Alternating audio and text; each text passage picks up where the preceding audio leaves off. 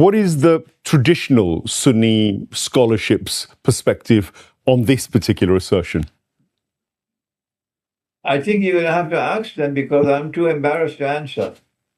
No, I think I'll let you answer, then I'll call one of them along and maybe we'll have a discussion with them as well. I am too embarrassed to answer. I'm in the same boat with Iqbal.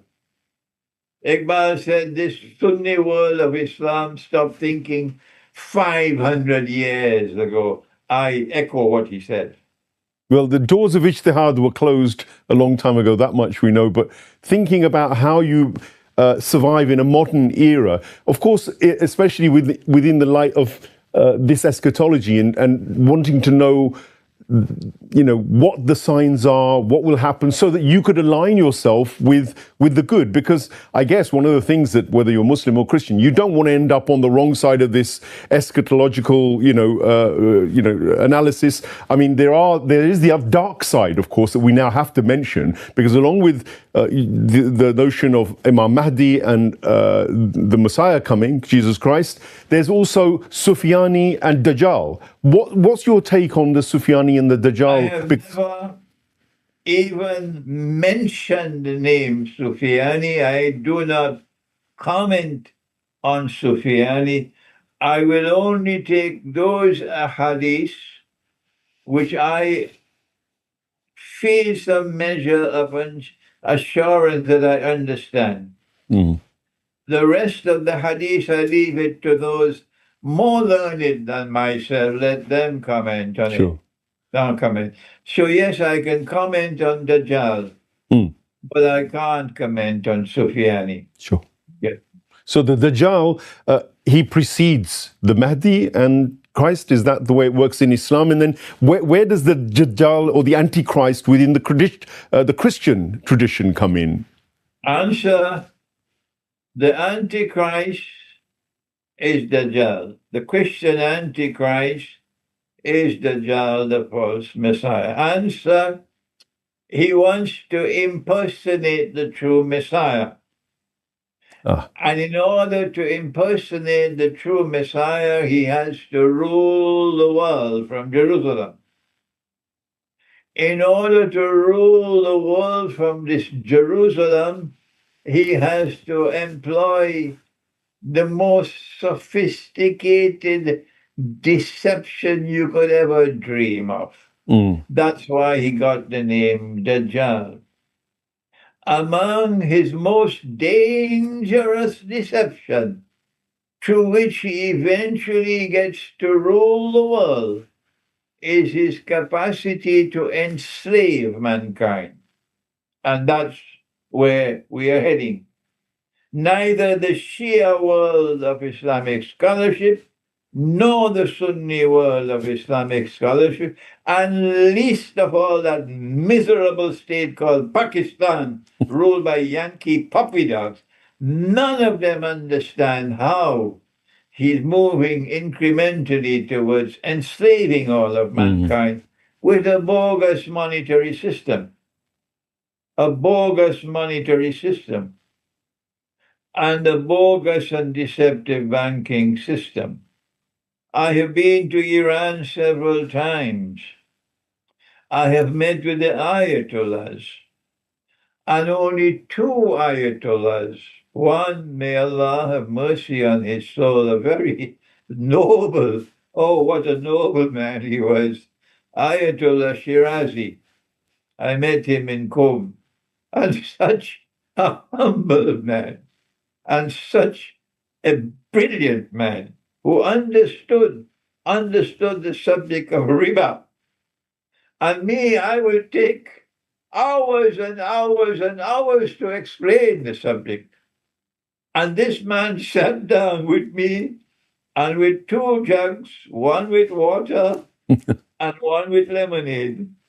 And in 10, 15 minutes, he explained the subject of riba in such a way that was so beautiful. May Allah have mercy on his soul, because he's passed away now. That Ayatollah understood the danger of riba that Iran does not understand. And an Ayatollah bin Asadi in Shiraz, And he had no qualms in talking to me and saying to me about the Iranian rial and the Iranian tuma. He said, this is the heart of all the evil of this country. The very heart. And then I met some of the most advanced ayatollahs in Iran. And speaking to them on the subject of money was like speaking to a stone wall.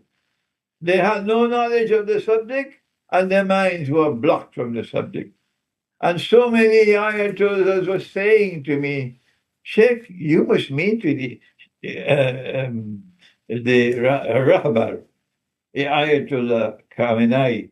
Sheikh, if you go and speak to him and explain to him that this paper money is bogus, it's fraudulent, it's haram, then he can change the whole system in Iran. Yeah, I said, I'll never do such a thing. well, this is touching on what I think could be linked to the Dajjalic system, because Dajjal, on the one hand, from the eschatological little I know, he is a physical character. He's a being. He's a person, an individual. Some even describing him as having a one eye, and there are all sorts of descriptions that are linked to him. But the run-up to the coming of Dajjal fascinates me. And you talk about riba, you talk about systems, you talk about the idea of Jerusalem and the Dajjal perhaps being there. And we live in times now where red heifers are being potentially sacrificed in Jerusalem by that other strand of monotheistic eschatology or Abrahamic eschatology, which is our Jewish brethren. You actually met with two of these gentlemen and discussed various things.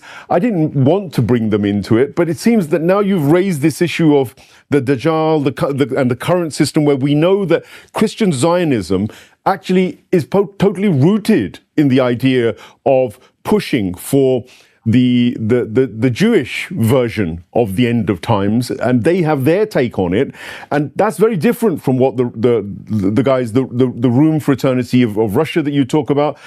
What's your take on that? Do you think that actually this is all part of the evolution towards the Dajjal? Because you've also talked in your writings and your discourses about Pax Britannica leading to Pax Americana, and us now moving into Pax Judaica. Is it connected?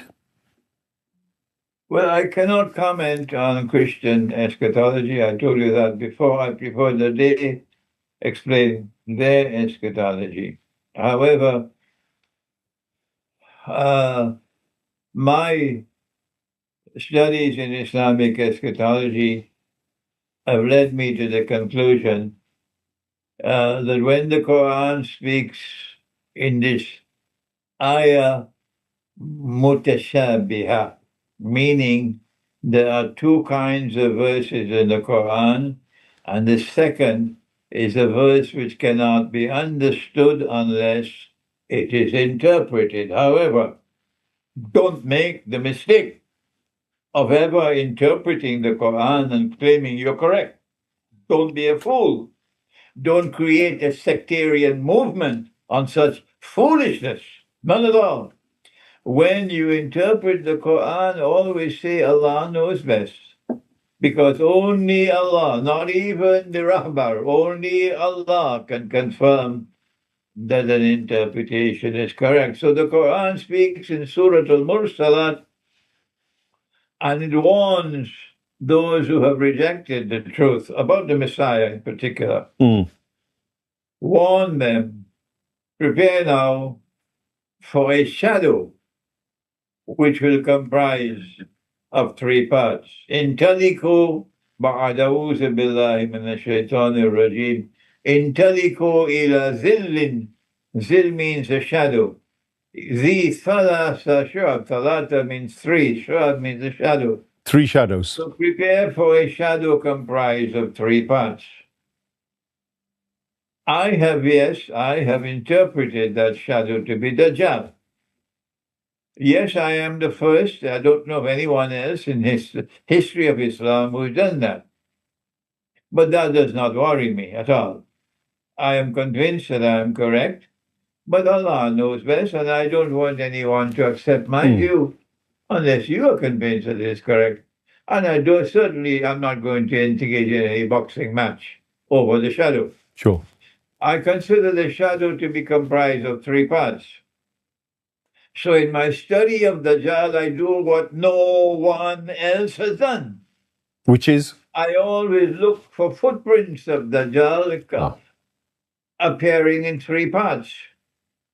And so when I saw, like a student of international relations, I saw the emergence for the first time in history of an actor appearing on the stage of history. Never before. Suddenly this actor appears on the stage of history and commands the stage. And that was Britain. Napoleon had such contempt for Britain. He referred to Britain as a nation of shopkeepers. And yet Britain commands the stage. By 1914, when the First World War took place, can you imagine that this little island, a nation of shopkeepers, commanded the seas of the world? Yes, incredible. Commanded control over every significant naval port in the whole world. Is this by accident? If so, then I should eat my biryani and go home and sleep. Yeah. And continue what Iqbal has said. Don't bother to think. There's no use in thinking. Knowledge is a package. The knowledge of the Quran is a package. The package is already sealed. All you have to do is to transfer this package from one generation to the other, whether it be Darul this or Darul that or Qom. You just have to transfer it mechanically. That is what Iqbal said about contemporary Islamic scholarship. I said, no, the shadow is Dajjal. And therefore, this is the first stage of the shadow, because I see Britain with an unnatural and inexplicable obsession with Jerusalem, obsession with the Holy Land. And then when Britain became the ruling state in the world, it was not only on the basis of military power. A military power which had at its foundation a scientific and technological revolution on which I could speak for some time, but we don't have that time. No. Britain became Pax Britannica also because of control over money. Removing gold and silver from the market and replacing it with paper, parading as money with a fictitious value, paper money. And the British sterling pound becomes the international currency, and all the sheep and cattle and goats and camels in the world with nothing in their head except peanuts accepted it as money. That was the first stage. The first shadow. The shadow. And then as a student of international affairs, I saw the mysterious movement of Pax Britannica to Pax Americana. Britain is not so secure because Britain is off the coast of Europe, just the English Channel. Dajjal needed something more secure to do his wickedness. So he goes across the Atlantic Ocean and he finds a huge land out there with a nice, lovely people living there. And these people had so much respect for nature that no one will pump sewage into a river. No one will pump sewage into a river. No, these people, Native Americans, worship the river. And these people are treated as subhuman, and they're exterminated. We are the chosen people of the Lord God. And they exterminated them like cockroaches. This is the Dajjal's work for Pax Americana. And now you need to build overnight. You need to build the most powerful state in the world. You can't do that with normal construction methods. You cannot do that with normal construction methods. So you need to enslave millions of Africans. Millions of Africans have to work as slaves to build America overnight into the most powerful state in the world. You need slaves to build your new country. Sure. And then the United States of America has a US dollar which replaces the sterling pound. And because I am not one of those who simply eat biryani and go home and sleep, I do a little bit of thinking. I realize that the United States of America is now Pax Americana, and the US dollar has replaced the British pound because you need control over money to control the world, to rule the world. He wants to rule the world. He wants to rule the world from Jerusalem. So he begins by ruling the world from Britain, and then he moves to ruling the world from the United States in order eventually to rule the world from Jerusalem. This is my Islamic eschatology. This is how I understand Surah Al-Mursalat, but I still remain a solitary voice crying in the wilderness of Islamic scholarship.